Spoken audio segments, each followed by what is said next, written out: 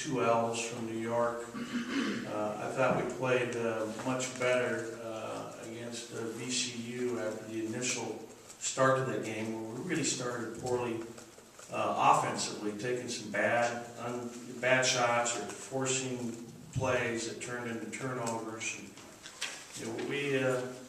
And they're a good team. I got to give them credit. This game coming up against Kansas is a huge challenge because they're a very, very good team. I think they've won 61 in a row. Is that correct at home? 63. That's a lot of wins in a row at home. Obviously, it's a great venue. They have unbelievable fan support. It's very loud. I actually played my last college game ever in Allen Fieldhouse. We lost to Arkansas in the second round of the tournament. Back when they had a thing for a little while there where they're making their floors work. I'm trying to think what it was made of. It's like the one that Pepperdine had or used to have. I forget what service it was. It was really bad. But they've gone back to the hardwood now. So this is a big challenge. They're especially strong inside. Their 3 leading scorers are the Morris twins and then Thomas Robinson. So they really have a great scheme of getting them the ball in good scoring areas. One thing that's been really impressive is Marcus Morris's ability to shoot threes thus far. He's 6 for 11 at 54%, 6'9". I mean, that's impressive. And then his brother is getting almost 11 rebounds a game. And really doing a good job on the defensive end. Watching their game against Arizona is very talented. Arizona fell early in that game and then came back and tied it at 54.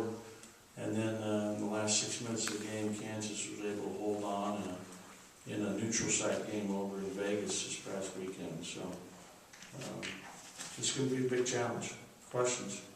What's been the focus of improvement after these last 2 games? Yeah, we came back Saturday and traveled and got back early, and then we met Sunday at 5 o'clock. And initially, I was going to have our team go through all our sets, 5-on-0, and then watch the film. But after watching the film and thinking about it, we went straight to a film session. We watched our VCU game for 3 hours.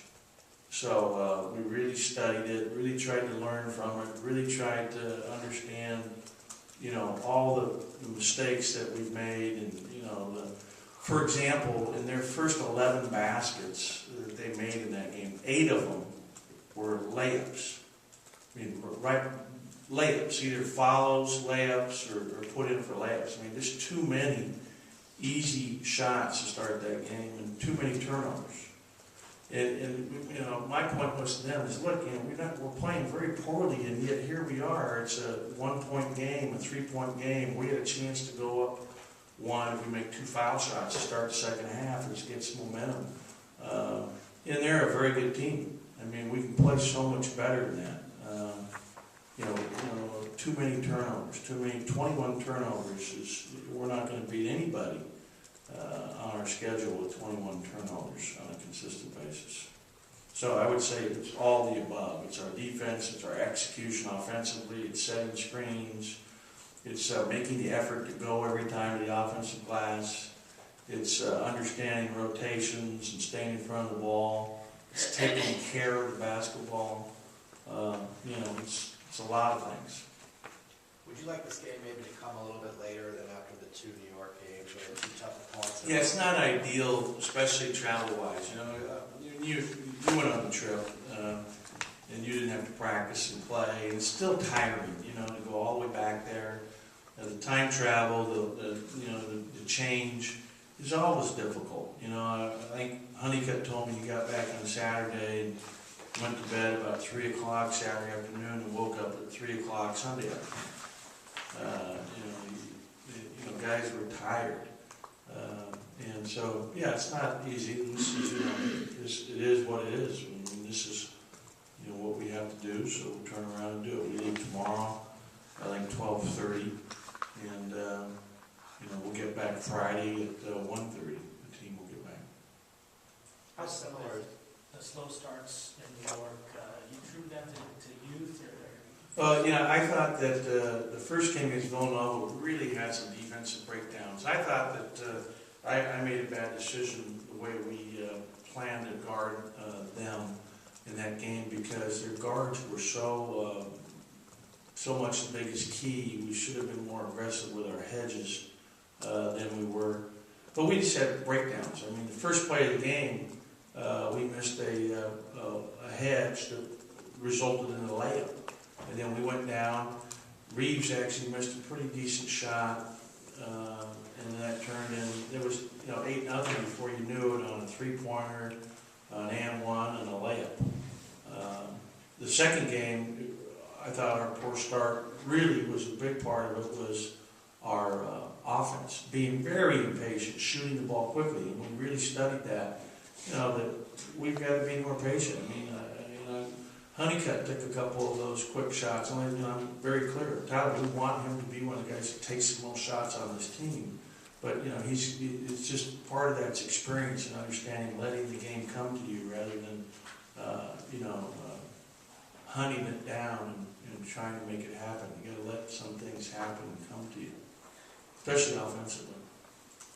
How similar is Kansas to last year? You played them last year. You feel like you're familiar with them based on They were obviously really good last year. They were the #1 team, I think, going in the NCAA tournament, and had an unbelievable year. Aldridge and the left-handed kid were both first-round picks. What's his name? No. Xavier Henry. Xavier Henry, exactly. So you're talking about 3 guys who are in the NBA now off that team, and yet they're still loaded. So yeah, they have a very, very good team. The Morris twins were a huge part of that last year. Tyshawn Taylor started last year. He's an excellent player. I was really impressed with Robinson a year ago, but they couldn't find a lot of time for him because they just had so much experience.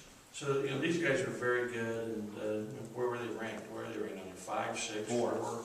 They're way up there, and rightfully so. Bill's done just a fantastic job with that program year in, year out, keeping them way up there in the country. And you talked about the easy baskets against VCU. Are you concerned at all with your emphasis on transition that you're losing a little on the defensive end? No, you know what? We're not a very good defensive team right now, and I'm not sure that if we weren't trying to transition, it would be any different. We're really emphasizing it, talking about it, and a lot of it is, our youth. We're playing guys, and you look at, like, for example, our front line.